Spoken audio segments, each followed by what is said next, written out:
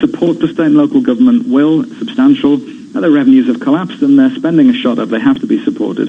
And probably we'll see an extension of the enhanced unemployment benefits beyond July as well, plus extra money for healthcare and some other things. But a substantial package, and it will bring the total amount of support probably in excess of $4 trillion, so which is kind of the order of magnitude that I think is needed. So getting to the right place eventually.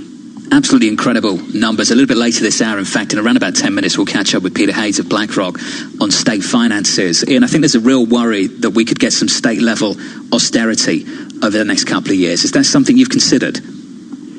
Well, it will happen if they're not supported. I mean, that's the point, that it is insane to be using the power of the federal government while at the same time putting states into a position where their lack of support means that they have to cut back on services and raise taxes. I mean, that's completely the wrong thing to do at this point. And again, there's political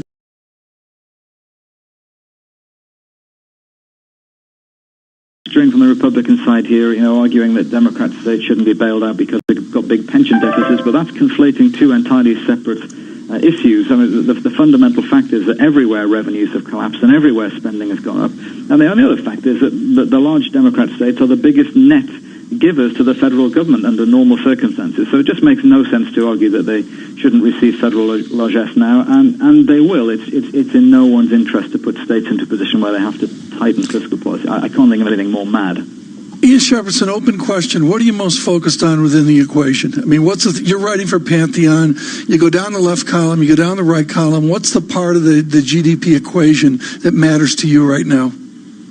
The big one is the return of consumption, or the speed of the return of consumption. The speed. Maybe 70% of GDP. It's the momentum in consumption, which I think varies depending where you look. So, we're clearly seeing an uptick in the states that have opened up. We get daily data on restaurants and air travel, and that's moving in the right direction. But the really big ones, it's the discretionary consumer spending. It's what's going to happen to the auto market and the housing market and consumer spending on durable goods. As people are allowed to go back into retail stores, they haven't spent for the last couple of months. Are they going to go crazy, or are they going to remain cautious? And we just don't know. We got no history that looks anything like this. So we're all in the dark. But I'm quite encouraged by the pickup in restaurant spending and the pickup in air travel. It's down. Air travel is down 90% compared to a year ago, but it was down 97%. So there's been an incremental movement in the right direction. And to me, that suggests people, given the opportunity, are keen to get back out and resume something like normal lives. And that's what has to happen if the economy is to recover. Well, initially what we'll see is the sequential improvement. Then we have to talk about the limits of the recovery. And that's when the science really comes into it. Some good news just crossing the Bloomberg from Moderna.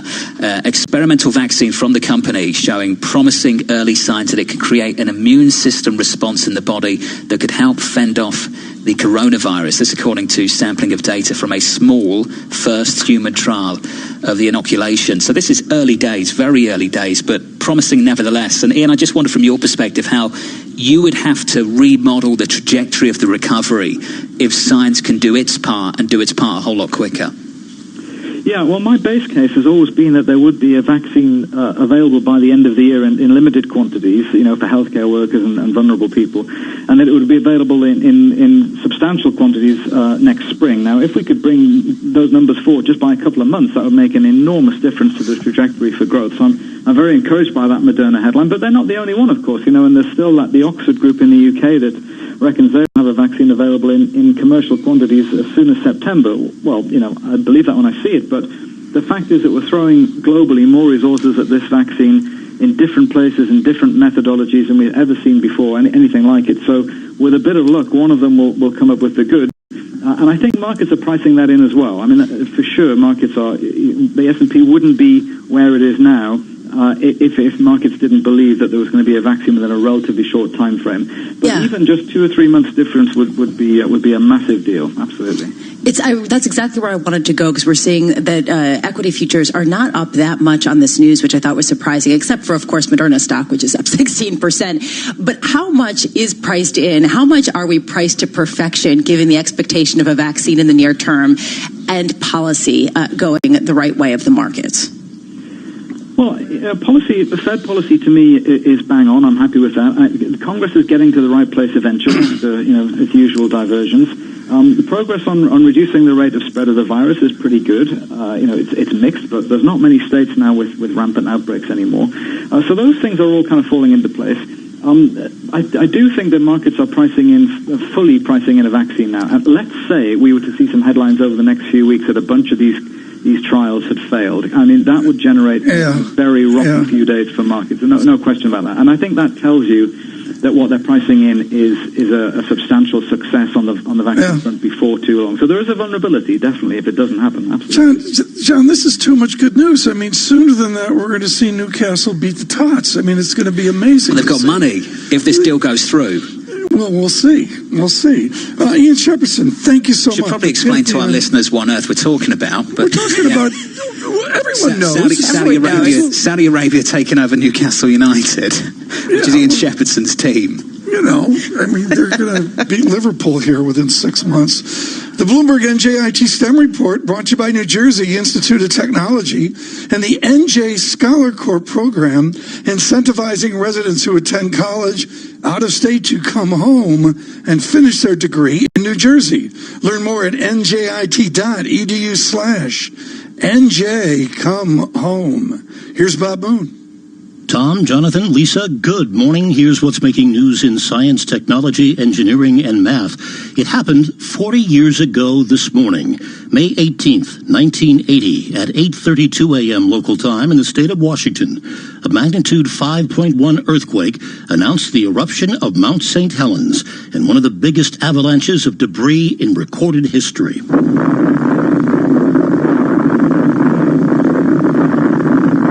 Geologists making passes over the volcano in a plane that moment witnessed an entire side of the mountain essentially liquefy before it blew away in a huge explosion, ripping 17 miles from the summit in only 3 minutes. Jerry Martin was operating an amateur radio site observing the volcano for Washington's Department of Emergency Services.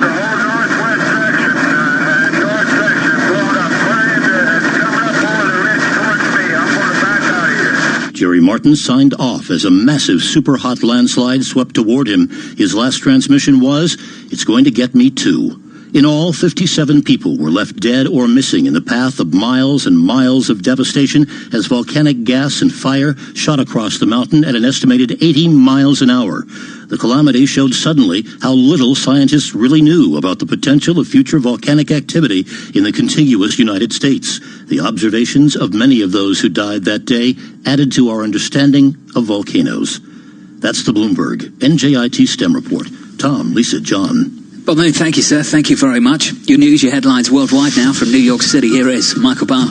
John, Lisa, Tom, thank you very much. Shops in Italy, markets and museums in Belgium, and beer gardens in Bavaria are reopening. Europe is loosening its coronavirus restrictions. Around the world, there are more than 315,000 deaths from COVID-19. The Trump administration is accusing China of deliberately allowing the coronavirus to spread across the globe after it emerged in Wuhan in December. Bloomberg's Martin DeCaro reports this new attack comes as world leaders call for an investigation.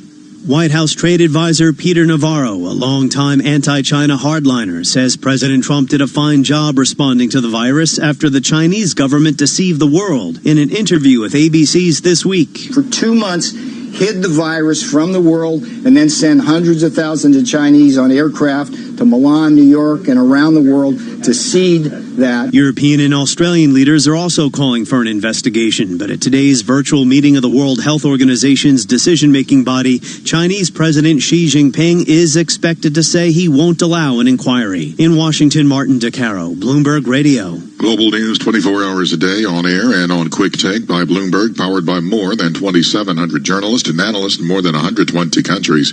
I'm Michael Barr. This is Bloomberg. John, Lisa, Tom. Michael Barr, thank you, sir. Thank you very much. Equity futures session highs up 53. We are positive 1.86%. Chairman Powell on limitless stimulus.